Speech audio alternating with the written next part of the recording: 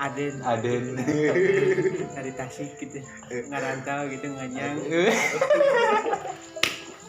Jadi KDT dipertemukan oleh pekerjaan gitu ya. Benar enggak?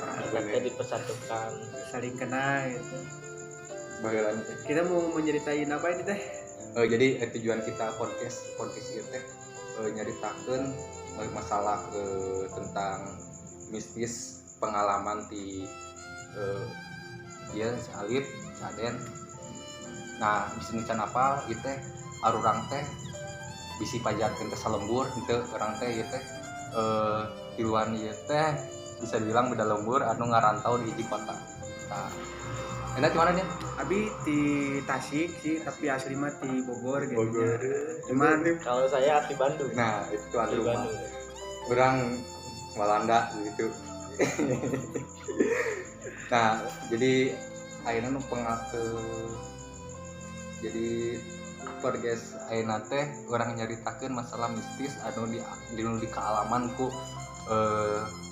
Alif kumalif pemitian lah. Oke. Jadi pertama itu bisa dibilang Indonesia bebas ya. Bebas jaksel gitu. Jadi main bisa ditenagam. Jadi ini emang pure pengalaman gua dari kecil sampai masih sekarang sih. Jadi emang dari dulu tuh gue emang turunan sama adek juga, karena emang dari anak-anak dari abah itu yang cuma punya nama ujungnya abah itu cuma gue sama adek doang. Itu Anwari. Nah itu emang bisa dibilang turunan dari abah, dari nenek nyokap juga. Ari ayeuna bersaudara? Ayeuna dua. Kedah nama tilu hiji deui kan gugur. Si mama itu Bangor. Istri pamuget. Istri ya, alhamdulillah. Tapi sekarang keluarga lu masih komplit di rumah? Masih. Enggak, kita nyokap bokap udah cerai. Jadi sekarang tinggal sama nyokap. Tapi masih kontak sama? Masih kontak baik lah sama bokap. Oke, lanjut. Jadi emang dari awal tuh bukan dari awal, dari kecil tuh emang gue punya sensitivitas gitu. Emang dari turunan juga. Nah, pengalaman pertama itu pas gua masih kecil itu, jadi dulu gua tuh punya punya penyakit. Gua tuh darah putihnya tuh nggak ini gitu, nggak banyak, cuma sedikit gitu. Penyakitan gitu? Penyakit darah putih. Darah putih. Jadi darah putihnya tuh cai gitu gininya, cai naon gitu anu gini. Nah, sekarang sana nama. Awon ya pokoknya begitulah. Jadi badan gue tuh lemesnya kayak nggak punya tulang gitu. Nah pas kayaknya sih bukan kesurupan juga ya, cuman pas gue berbaring gitu gue masih melek kayak gini. Nah pas gue masih inget banget itu siang-siang ada satu kakek itu di samping gue. Jadi pas posisi badan gue kan gini kan. Nah itu ada mama, ada bokap juga. Nah pas di samping ini tuh ada satu kakek yang gue gak pernah lihat gitu. Itu leluhur. Iya. Eta teh tinu penyakit kacampur jeung kakek eta sebenarnya teh mistis atau halusinasi bisa dibilang kumaha gitu. Kayak pendamping lah. Kayaknya sih, cuman nantilah kita alurin aja. Jadi cerita gue tuh ngalir terus dari sekarang sampai itu tuh nyambung semuanya. Jadi ya udah sikat lah gitulah, ada kakek. Nah kakek itu bilang sama gue, kalau bahasa Sundanya tuh tos jang karunya si mama jeung si bapak. Teteh pedah geringan wae. Ya teteh pedah. Emang gue tuh dulu kalau kecil tuh sering sakit-sakitan gitu. Udahlah di situ. Nah pas gue sempat ngeliat kakek itu jelas banget itu wajahnya. Nah udahlah kayak gitu. Pas udah pergi jarak 2-3 hari ke depan, gue sembuh lah dari situ. Nah kayak pertanyaan gue tuh pertama itu langsung nanya ke nyokap, kayak mah itu yang kakek yang sebelah saya itu siapa gitu. Kakek yang mana? Nyokap gue bilang itu yang kakek yang pakai kopea, terus ininya pakai apa koko putih, pakai Serba baju putih koko. gitu. Kayaknya Berarti penampilannya lebih ke Islam gitu. ya kayak Enggak emang- muka serem atau Hmm. cacat atau gimana. enggak. Terus ya nyokap bilang siapa kakek-kakek yang mana, pokoknya ada yang waktu kakak sakit itu ada kakek-kakek bilang kayak gitu sama kakak.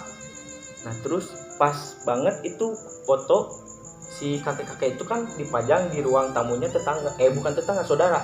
Jadi rumah gua sama saudara itu nyatu gitu ibaratnya. Akhirnya aku tinggal satu ngerokok deh. Ngerokok. Sip, sambil ngerokok tuh ya. Ngeri.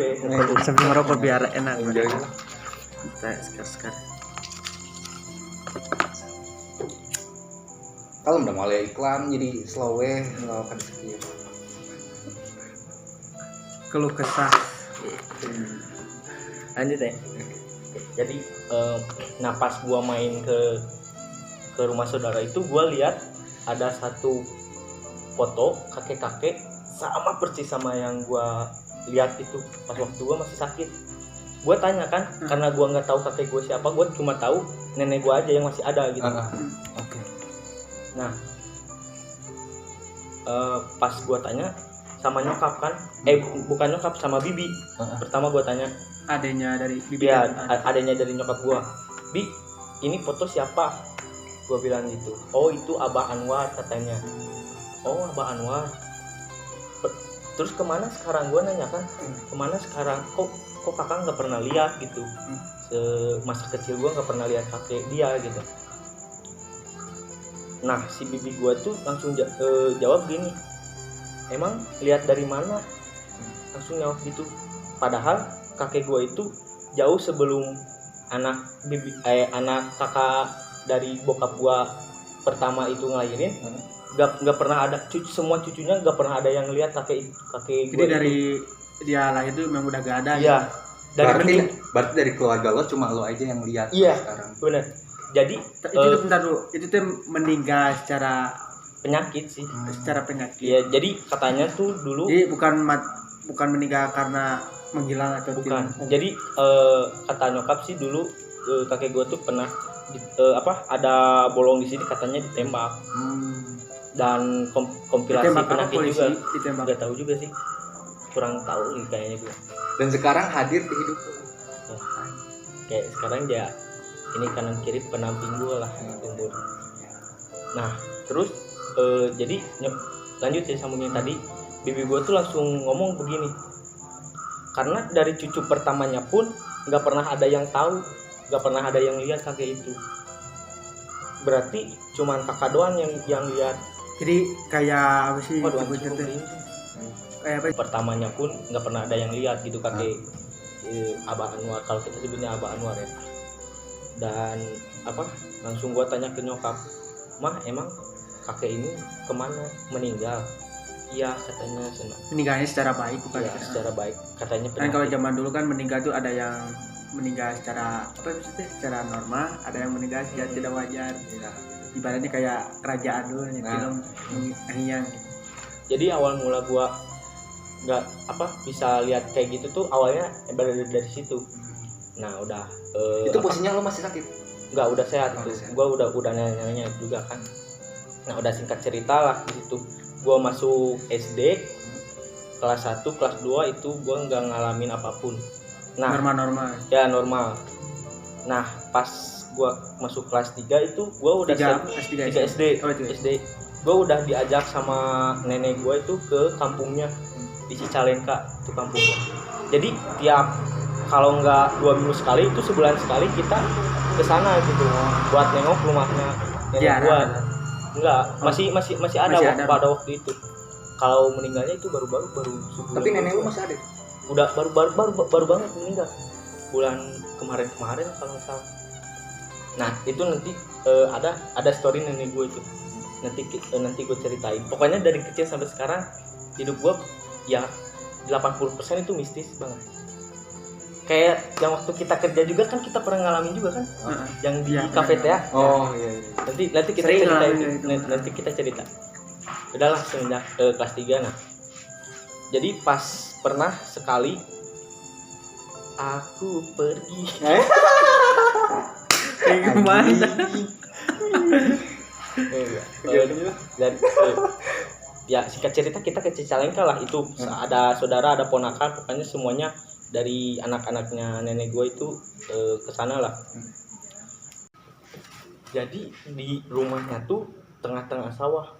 Nah, sawahnya tuh kalau nggak salah 200 tumbak itu kan sawah semua kan? Oh, berarti rumah kaki lu di tengah-tengah sawah gitu ya? Ya, di tengah-tengah sawah, jadi ke belakangnya itu pure hutan gitu. Oh. Jadi cuma tengahnya aja sawah, kanan kiri depan sawah, itu belakangnya udah hutan. Berarti di sekeliling rumah itu gak ada perumahan? Nggak ada, gitu? nggak ada. Persawahan. Pelosok banget itu rumahnya. Nah jadi pas udah hari kedua tuh, hari pertama kan kita masih main-main aja kan. Iya. Kayak anak kecil umumnya lah, Iya. main-main. Belum tahu apa ya? Iya, belum tahu apa-apa. Pas hari kedua itu gue inget banget jam 8 jam 9 gue diajak sama nenek gue untuk main keluar. Kayak ya mainlah keluar gitu. Nah kayak nenek gue, anjing sumpah gue. Nah jam 8 jam 9 itu gue Jam 9 malam. Ya jam 9 malam itu gue keluar. Iya gue diajak keluar sama nenek gue. Dan semua saudara-saudara gue tuh udah pada tidur lah. Gue diajak lah. Terus kayak di sana tuh jadi kayak ada banyak anak-anak kecil juga gitu. Cuman kan kalau emang kita dari kecil kan emang nggak tahu gitu kalau itu tuh hantu apa manusia gitu. Belum bisa ngebedain lah intinya. Nah, gue tuh diajak main lah sama nenek gue. Katanya, sok Dik main jam kaditu. Posisi nenek lu udah nggak ada kan? Itu masih ada. Masih ada. Masih ada nenek gue itu. Ya udahlah, main lah. Gue main-main kayak diajak ke tengah sawah lah. Nah, pas pulang itu gue nggak tahu jam berapa, pokoknya malam lah. Pas pulang itu kayak nenek gue tuh bilang hayang pepes tolan di pohon pisang mual. Oh, ini ngalaman gitu maksudnya. Dari Pesta ya kayak gitu kita tuh tahun 2000 itu gokil banget sih mainan itu. Dan gue ya dibuatin lah sama dia kayak senjata dari pohon pisang gitu. Pas gue inget banget itu pas tebangan terakhir kalau nggak salah, pas tebangan terakhir itu kayak keluar muncul cairan. Gue nggak tahu apa sih. Bukan darah kan? Nggak tahu juga kan, malam juga itu. Gue nggak lihat sama sekali. Warna gitu aja, warna gelap. Tapi berasa ada cairan gitu kan? Iya. Kayak gue lihat itu kayak salah nebang. ya. Kayak terus nenek gue tuh kayak ngusap-ngusap pohon pisang gitu, dan itu si darahnya udah nggak ngalir lagi. Ya gitu. Jadi ya udah sih mungkin nenek gue juga bisa, cuman nanti gue ceritain dari belum waktunya untuk bercerita. Ya, belum waktunya nanti lah. Iya. Ya udahlah, di situ gue main lagi sama mereka gitu. Yang nggak ya bisa disebut hantu lah. Dan umur berapa tahun itu? Itu gue kelas 3 SD itu berapa tahun? 8 kalau nggak salah, 8 9 ya? 8 kelas 1 8 berarti 9. 8 9 si kecil. Nah abis itu main-main kan gue malam itu langsung cabut pulang ke rumah, itu langsung tidur kan. Nah nyokap gue itu masih bangun ternyata. Kayak nanya, kakak dari mana, kenapa malam keluar, terus si emak mana? Padahal lo udah tidur. Enggak, itu pure gue sadar gitu. Itu sadar gue. Dan nyokap lu bicara sendiri? Iya, nanya ke gue. Nanya, Kakak kemana, dari mana malam-malam masih main di luar gitu. Ih kakak tadi main sama teman-teman di sana, disuruh sama nenek gitu main. Anak-anak mana, ini tengah-tengah sawah, nggak ada rumah, nggak ada apapun. Ya udahlah, di situ nyokap gua nggak ambil pusing kan, ya udah tidur aja. Nah dari situ pas pagi-pagi, pas tidur bangun pagi-pagi itu nenek gua udah kayak persiapan lah buat makan segala macam, masak. Terus udah dari situ udah nggak ada apa-apa lagi kan. Emang gue juga nggak mikirin sih kalau sampai ke situ juga. Ya pas kecil lah bodo amat. Nah singkat ceritanya pulanglah kita langsung ke rumah kan, ke Jatayu gitu. Nenek gue masih tinggal di sana, belum pulang ke Jatayu juga. Pas gue seminggu udah sekolah kalau nggak salah. Itu nenek gue pulang malam-malam jam 12 malam. Karena kan Sendiri gitu. sendiri. Kalau kereta kan dari jurusan Cicalengka ke Bandung kan itu kalau zaman dulu ya. Iya. Kalau nggak salah itu kalau nggak sore siang. Karena nggak ada jadwal lagi untuk malam kan. Kayak ditanya lah sama bokap gua, "Mak, di mana nak pulang sareng saha?" Itu mak naik kereta. Kereta mana penting-penting kieu da eueuh kereta. Anjing eta naon, Mak? Di ngadengnya itu suara. Di sana gitu. Kita mah naik kereta cenah da seueuran aya penumpang oke cenah nah emak gua tuh langsung langsung ngejentrain lah, kayak orang-orangnya tuh pada pendiam gitu, kayak pada pucet-pucet gitu ya. Nah langsung bokap gua tuh langsung nyimpulin, oh mungkin dia naik kereta hantu kali ya. Karena mitosnya itu di Jatayu di Husein itu emang sering banget kayak ngalamin kayak gitu. Nah udahlah, singkat cerita udahlah kalau di situ. Pas masuk gua kelas 4 SD, nah ini Tapi nenek lu udah nyampe itu ke rumah. itu udah nyampe rumah itu. Di Jatayu. Udahlah, singkat cerita di situ gua udah naik kelas 4 SD. Kelas 4 SD itu gua jadi sekolah gua itu kan kayak kotak gitu kan. Kayak kotak, kelasnya itu jadi di pinggir, di tengah sama di kanan. Jadi kalau pintu masuknya itu harus di depan kan, jadi udah langsung masuk ke sekolah gitu, nggak ada kesana kesini juga, jadi udah kotak aja gitu denahnya. Itu sekolahnya di pelosok atau Nggak, itu kota. Itu kota. Nah Wah, ada kok di kota kayak gitu-gituan. ya kalau hantu sih kayak bisa dibilang Oh, memang ada ada sih. sih, Ada. dari mana juga tempatnya. Nah konon ceritanya itu, jadi kan kelas gua tuh kayak gini kan. Nah ini tuh masjid tuh di depan. Ini kantin lah, kantin di sini. Jadi ini ada satu pohon gede banget, nggak bisa ditebang. Itu dari, gue nggak tahu ya, emang nggak bisa ditebang kayaknya sih. Larangan Itu nggak bisa ditebang. itu gede berapa? Gede itu, aduh, Pohon apa? Kepeluk Nggak. sama lu kepeluk gak? enggak, gede banget itu sumpah. Caringin. Bukan. Jadi pohonnya itu berakar, kayak berakar gitu. Keluar ya?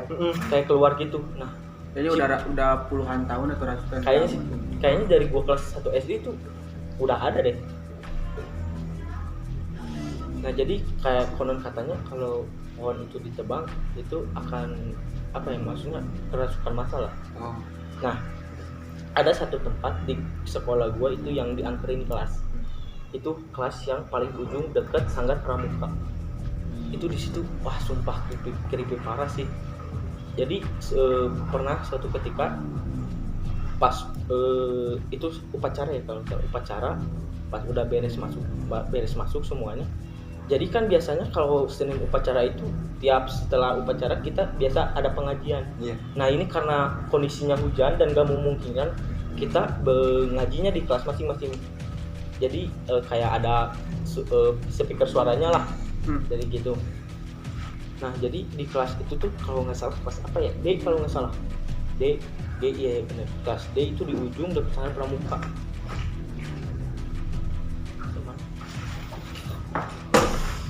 Jadi dekat Sanggar Pramuka itu ya kan konon katanya di situ sering terjadi kerasukan masalah.